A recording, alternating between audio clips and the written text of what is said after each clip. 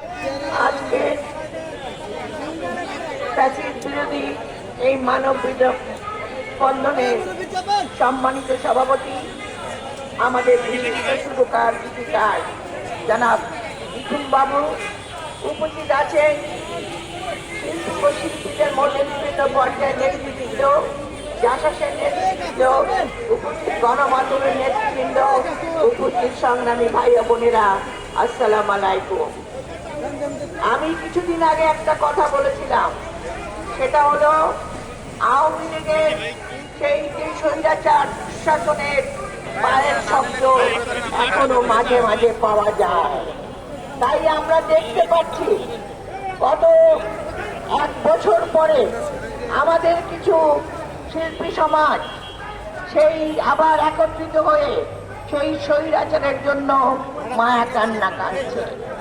আমার দুঃখ এখানে, এরা হলো শিল্পী সমাজ, যারা সমাজের প্রতিনিধি, যারা সমাজকে সত্য ও সুন্দরতা শিখায়, যারা এই মানুষের মাটি ও মায়ের গান নিয়ে, জনগণের জীবনযাত্রা নিয়ে মানুষের জীবনকে আলোকিত করে। সেই শিল্পী সমাজ থাকবে সব সময় সত্য ও ন্যায়ের পক্ষে। কিন্তু আজকে অত্যন্ত দুঃখজনক ভাবে হলেও সত্যি, আমাদের শিল্পী সমাজের মধ্যে বিভাজন হয়ে গেছে। কেন এই বিভাজন? আমি শুধু বলতে চাই, যারা আজকে কান্নাকাটি করছেন তাদেরকে বলছি যে আপনারা কি সেদিন জনসাধারণ থেকে বিচ্ছিন্ন হয়ে তৎকালীন স্বৈর সরকারে বিভিন্ন সুবিধা নিয়ে আপনারা সেদিন সুবিধা নিয়ে নিজেরা আত্মসুখ উপলব্ধি করেছেন এবং নিজেদের সম্পদ গড়ে তুলেছেন?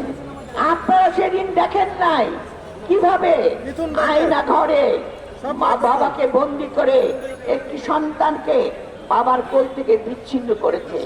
আপনারা সেদিন দেখেন নাই কিভাবে মানুষের বুকের উপর নির্যাতন চলছে? আপনারা সেদিন দেখেন নাই কিভাবে আমাদের সাধারণ নাগরিক থেকে বিরোধী মতামত যারা পোষণ করত সবাইকে কারাগারে নির্যাতনে শিকার হতে হয়েছে, জেল খাটতে হয়েছে?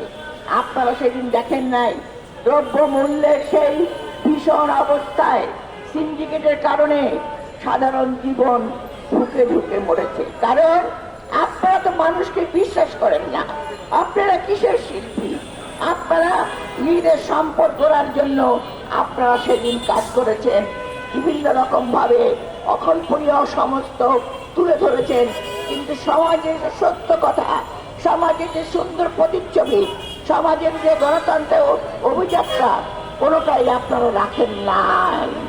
কাজেই আজকে আমরা বলতে চাই, 5ই আগস্টে যে 24শে যে গণ অভ্যুত্থান হয়েছিল, সেই গণ অভ্যুত্থানে ছাত্র, যুবক, শ্রমিক, জনতা, নারী, পুরুষ, শিশু সকলে সেদিন নেমে এসেছিল।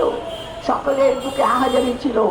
সেদিন শিশুকে হত্যা করা হয়েছে, আমার ছাত্র ভাইদেরকে হত্যা করা হয়েছে। গুলি করে আপনাদের সেই দোষর, আপনাদের স্বৈর সরকার, সে পালিয়ে যেতে বাধ্য হয়েছে সেই গণ অভ্যুত্থানের ফলে। কিন্তু আপনারা এখনো ভুলতে পারছেন না, আপনারা ষড়যন্ত্র করছেন। আপনাদেরকে আমরা আবারও বলতে চাই, এই বাংলাদেশ স্বাধীন হয়েছে শহীদ প্রেসিডেন্ট জিয়াউর রহমানের স্বাধীনতা ঘোষণায়। তিনি মুক্তিযুদ্ধ করে দেশকে স্বাধীন করেছিল। শুধু তাই নয়, রণাঙ্গনে যে যুদ্ধ করেছে বাংলাদেশকে দিয়েছিল উপহার। এ দেশে এগিয়ে নিয়ে গিয়েছিল দেশের একটি বেগম খালেদা জিয়া, যিনি ওই স্বৈর সরকারের কবলে পড়ে, যাকে মিথ্যা মামলায় গত 18টা বছর ঢুকে ঢুকে মৃত্যুর সঙ্গে পাঞ্জা লড়তে হচ্ছে। কিন্তু তিনি এখনো আপোষ করেন না। তার একটাই কথা, এদেশের জনগণ আমার সন্তান, আমি মরলে এদেশে মরবো, সন্তানদের অধিকার। তাই তিনি একটি কথায় বলে গেছেন জেলে যাওয়ার সময়, দেশ বাঁচাও, মানুষ বাঁচাও। আজও তিনি গণতন্ত্রের জন্য লড়াই করছেন। তিনি কিন্তু আপোষ করে অনেক আগে সরকারে বসতে পারতেন, কিন্তু তিনি তা করেন নাই। তাই তাকে মিথ্যা মামলায় আজকে তিনি এই অবস্থায়, আজকে বিভিন্ন অসুখে তিনি জর্জরিত। আজকে আমাদের সামনে আপনাদের ভারপ্রাপ্ত